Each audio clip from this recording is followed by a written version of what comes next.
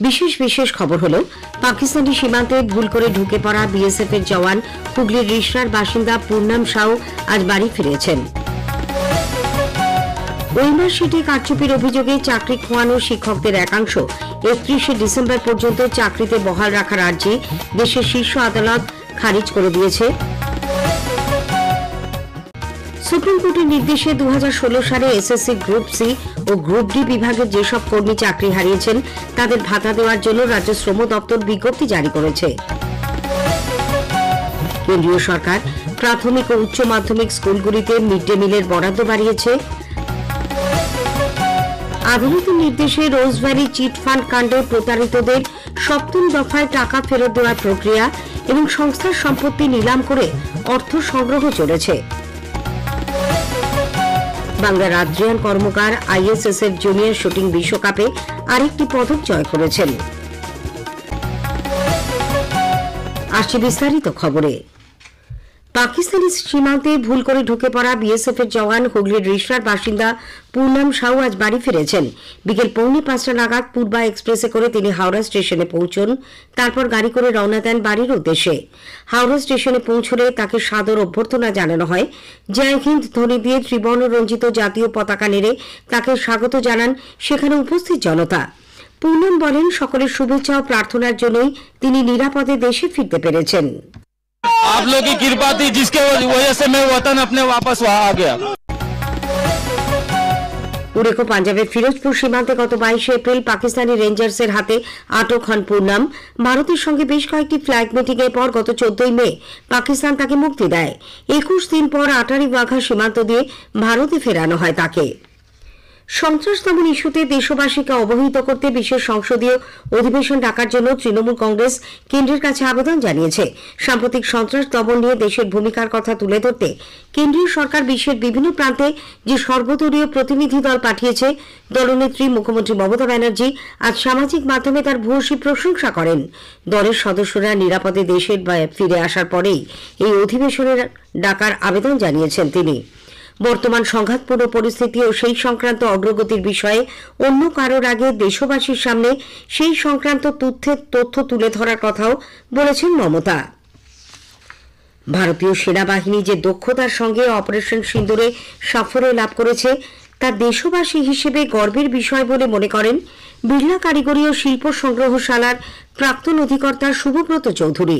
তিনি বলেন, সারা পৃথিবী দেখেছে ভারতের শক্তি, নিপুণ দক্ষতার সঙ্গে দেশ এই ধরনের পরিস্থিতি সামলাতে সক্ষম, তাও বোঝানো সম্ভব হয়েছে। আমাদের যে সেনাবাহিনী 3টে ভাগ, জল, স্থল এবং বায়ু, এই 3টি ডিভিশন কিন্তু অত্যন্ত দক্ষতার সঙ্গে তাদের মধ্যে কোঅর্ডিনেশন করেছে এবং কোঅর্ডিনেশনের পেছনে ছিল আমাদের ইসরো, ইন্ডিয়ান স্পেস রিসার্চ অর্গানাইজেশনের প্রায় 10টা স্যাটেলাইট। তারা কিন্তু সঠিকভাবে শত্রুপক্ষের পজিশন কোথায়, সন্ত্রাসবাদীদের আতুরঘর কোথায়, সে টার্গেটগুলোকে এক্স্যাক্টলি ফিক্স করে দিয়ে সে বুঝেই কিন্তু আমরা আমাদের মতো করে ব্যাপারটাকে হ্যান্ডেল করতে পেরেছি এবং মিনিমাম সিভিলিয়ান ক্যাজুয়ালিটি আমরা কিন্তু এটা করতে পেরেছি। ওয়েমার শিট বা উত্তরপত্রে কারচুপির অভিযোগে চাকরি খোয়ানো শিক্ষকদের একাংশ আজ শীর্ষ আদালতের দ্বারস্থ হয়ে আবেদন জানান, যোগ্য শিক্ষকদের মতো তাদেরও 31শে ডিসেম্বর পর্যন্ত চাকরিতে বহাল রাখা হোক এবং নতুন নিয়োগে অংশগ্রহণ করার সুযোগ দেওয়া হোক। তবে শীর্ষ আদালত তাদের সেই আবেদন খারিজ করে দিয়েছে। দুই বিচারপতি সঞ্জয় কুমার ও কেভি বিশ্বনাথন আনন্দের ডিভিশন বেঞ্চ জানিয়েছেন, প্রাক্তন প্রধান বিচারপতি সঞ্জীব খান্নার বেঞ্চের নির্দেশে তারা কোনো হস্তক্ষেপ করবেন না। আইনজীবী ফিরদৌস শামীম জানিয়েছেন, সিবিআই তদন্ত করে জানায় মোট 4091 জন ওয়েমার শিটে কারচুপি করে চাকরি পেয়েছিল। সুপ্রিম কোর্ট তাদের চাকরি বাতিল করে। তাদেরই মধ্যে 119 জন শীর্ষ আদালতের দ্বারস্থ হয়েছিল, কিন্তু আদালত তাদের আর্জিতে কর্ণপাত করেননি। এদিকে চাকরিহারা শিক্ষকরা বিকাশ ভবনের সামনে আন্দোলন চালিয়ে যেতে পারবেন বলে কলকাতা হাইকোর্টের বিচারপতি তীর্থঙ্কর ঘোষ শর্ত সাপেক্ষে অনুমতি দিয়েছেন।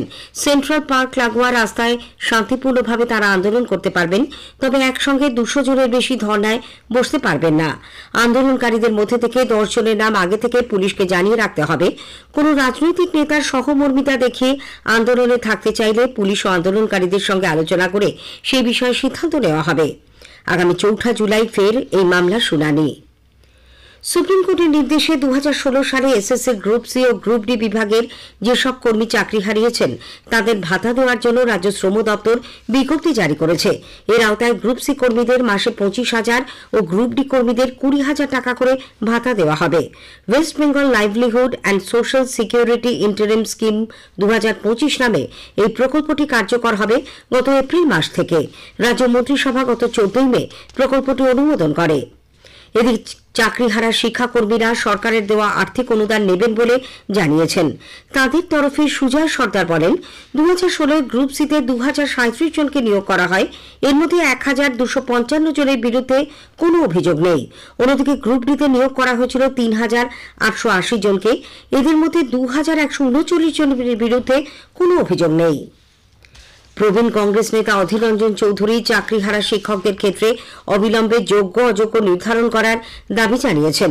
যোগ্য অযোগ্য নির্ধারণ না করা হলে যোগ্য শিক্ষকরা কেন বঞ্চিত হবেন বা চাকরি হারাবেন সেই প্রশ্নও তোলেন তিনি। কেন্দ্রীয় সরকার প্রাথমিক ও উচ্চ মাধ্যমিক স্কুলগুলিতে মিড ডে মিলের বরাদ্দ বাড়িয়েছে। রাজ্যের শিক্ষা দপ্তরের এক বিজ্ঞপ্তিতে জানানো হয়েছে, কেন্দ্রের পিএম পোষণ দপ্তর পড়ুয়া পিছু বরাদ্দ প্রাথমিকে 6 টাকা 19 পয়সা থেকে বাড়িয়ে 6 টাকা 78 পয়সা এবং উচ্চ প্রাথমিকে 9 টাকা 29 পয়সা থেকে বাড়িয়ে 10 টাকা 17 পয়সা করেছে। এ বাবদ প্রাথমিকে কেন্দ্র দেবে 4 টাকা 7 পয়সা এবং রাজ্যকে দিতে হবে 2 টাকা 71 পয়সা। অন্যদিকে উচ্চ প্রাথমিকে কেন্দ্রের তরফ থেকে পাওয়া যাবে 6 টাকা 10 পয়সা এবং রাজ্য দেবে 4 টাকা 7 পয়সা। উল্লেখ্য, এর আগে মিড ডে মিলের বরাদ্দ বেড়েছিল গত বছর ডিসেম্বর মাসে। প্রধানমন্ত্রী নরেন্দ্র মোদী আগামী রবিবার 25 মে আকাশবাণীতে মন কি বাত অনুষ্ঠানে দেশ বিদেশের মানুষের সঙ্গে তার চিন্তা ভাবনা ভাগ করে নেবেন। এটি হবে মাসিক এই বেতার অনুষ্ঠানের 122তম পর্ব। ওই দিন বেলা 11টা থেকে আকাশবাণীর সবকটি কেন্দ্র, সোশ্যাল মিডিয়া এবং দূরদর্শনে মন কি বাত সরাসরি সম্প্রচারিত হবে। স্থানীয় সংবাদ শুনছেন আকাশবাণী কলকাতা কেন্দ্র থেকে। আমাদের সংবাদ শোনা যাবে ইউটিউব চ্যানেল আকাশবাণী সংবাদ বাংলা, ফেসবুক ও ইনস্টাগ্রাম আকাশবাণী সংবাদ কলকাতা এবং এক্স হ্যান্ডেল AIR নিউজ কলকাতাতে। আদালতের নির্দেশে রোজভ্যালি চিটফান্ড কাণ্ডে প্রতারিতদের 7ম দফায় টাকা ফেরত দেওয়ার প্রক্রিয়া চলেছে। একই সঙ্গে চলেছে ওই বেআইনি লগ্নিকারী সংস্থার সম্পত্তি নিলাম করে অর্থ সংগ্রহ। রোজভ্যালির বিনিয়োগকারীদের অর্থ ফেরত দেওয়ার জন্য গঠিত অ্যাসেট ডিসপোজাল কমিটির চেয়ারম্যান অবসরপ্রাপ্ত বিচারপতি DK শেঠ আকাশবাণীকে জানিয়েছেন, আজ থেকে ফের আরেক দফায় রোজভ্যালি সম্পত্তি নিলামের প্রক্রিয়া শুরু হয়েছে। এই পর্যায়ে 30টি জায়গায় ওই সংস্থার 53টি সম্পত্তি নিলামে তোলা হবে। এর বাজার দর আনুমানিক 409 কোটি টাকা। একই সঙ্গে প্রতারিতদের টাকা ফেরত দেওয়ারও প্রক্রিয়া চলেছে। উল্লেখ্য, এর আগে 6 দফায় 39 কোটি 31 লক্ষ টাকা আমানতকারীদের ফেরত দেওয়া হয়েছে। 7ম দফায় 18,417 জন প্রতারিতকে 21 লক্ষেরও বেশি টাকা ফেরত দেওয়া হবে। কলকাতা ইন্ডিয়ান স্ট্যাটিস্টিক্যাল ইনস্টিটিউট বা ISI এর অধীন আন্তর্জাতিক পরিসংখ্যান শিক্ষা কেন্দ্রের 76তম সমাবর্তন হয়। এবছর 12টি দেশের 19 জন শিক্ষার্থীকে প্রশিক্ষণ দেওয়া হয়। এর মধ্যে 18 জন শিক্ষার্থী সমাবর্তন অনুষ্ঠানে ডিপ্লোমা গ্রহণ করেন। কেন্দ্রীয় পরিসংখ্যান ও কর্মসূচি রূপায়ণ মন্ত্রকের সচিব সৌরভ গার্গ দীক্ষান্ত ভাষণে তথ্যের গুরুত্বপূর্ণ ভূমিকা এবং বর্তমানে তথ্য সাক্ষরতার প্রয়োজনীয়তার উপর জোর দেন। इंडियन स्टैटिस्टिकल इंस्टीट्यूट और भारत सरकार विभिन्न देशों के स्टैटिस्टिकल सिस्टम को इम्प्रूव करने के लिए ये कार्यक्रम 75 साल से चला आ रहा है। इस कार्यक्रम में आज भी करीब 12 कंट्रीज़ के लोग थे और यही प्रयास हमारा रहता है कि जो स्टैटिस्टिकल लेगेसी है भारत की, जो इंडियन स्टैटिस्टिकल इंस्टीट्यूट की लेगेसी है, उसका लाभ अन्य डेवलपिंग नेशंस को भी मिले। ISI এর অধিকর্তা শঙ্খমিত্র বন্দ্যোপাধ্যায় সমাবর্তনে ভাষণ দেন।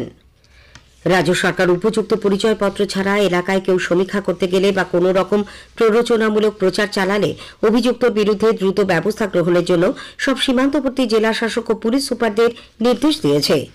উত্তর 24 পরগনার বনগাঁ থানার বাঘের বটতলা এলাকা থেকে বেআইনিভাবে ভারতে অনুপ্রবেশকারী 6 বাংলাদেশিকে আটক করেছে বনগাঁ থানার পুলিশ। এদের মধ্যে 4টি শিশু। অনুকূল বায়ু প্রবাহ এবং বাতাসের আর্দ্রতার পরিমাণ বেশি থাকায় আজও রাজ্যের প্রায় সব জেলাতে বিক্ষিপ্ত বৃষ্টির পূর্বাভাস। উত্তর বঙ্গোপসাগরে এই মাসের ২৭ তারিখ নাগাদ একটি নিম্নচাপ অক্ষরেখা তৈরি হতে পারে বলে আবহাওয়া দপ্তরের পূর্বাঞ্চলীয় প্রধান সোমনাথ দত্ত জানিয়েছেন। কলকাতা এবং পশ্চিমবঙ্গের সব জেলাগুলোতেই আগামী 7 দিনে প্রতিদিনই বৃষ্টি হওয়ার সম্ভাবনা আছে। ২৭ তারিখ নাগাদ একটি নিম্নচাপ অঞ্চল ফর্ম হওয়ার সম্ভাবনা রয়েছে এবং এই নিম্নচাপটি বাংলার আদ্রিয়ান কর্মকার আইএসএসএফ জুনিয়র শুটিং বিশ্বকাপে আরেকটি পদক জয় করেছেন। আর জার্মানির শুলে 50 মিটার রাইফেল 3 পজিশন বিভাগে 446.6 স্কোর করে ব্রোঞ্জ পদক জয় করেন আদ্রিয়ান। নিজের প্রথম বিশ্বকাপে এর আগের ইভেন্টে রূপো জেতার নজির গড়েন অলিম্পিয়ান জয়দীপ কর্মকারের পুত্র আদ্রিয়ান।